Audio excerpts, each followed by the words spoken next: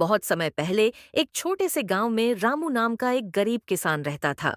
उसी गांव में लालचंद नाम का एक अमीर व्यापारी भी रहता था। उसके पास बहुत सारी जमीनें, सोने चांदी के गहने और अनाज के भंडार थे, लेकिन दिल से वह बहुत स्वार्थी और घमंडी था। एक बार गांव में सूखा पड़ गया। न खेतों में हरियाली रही, न कुओं में पानी। रामू की हालत और खराब हो गई। उसके पास परिवार को खिलाने के लिए अन्न का एक दाना भी नहीं था। मजबूर होकर रामू लालचंद के पास मदद मांगने गया।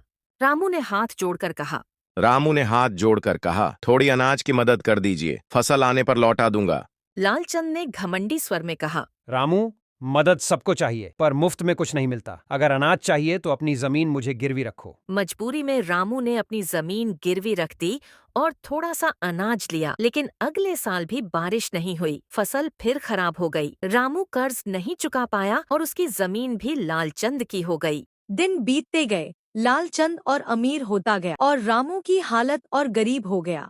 एक दिन गांव में बड़ा अकाल पड़ा। अनाज केवल लालचंद के पास था। गांव वाले उसके पास मदद के लिए गए, पर उसने अनाज ऊंचे दामों पर बेचना शुरू कर दिया।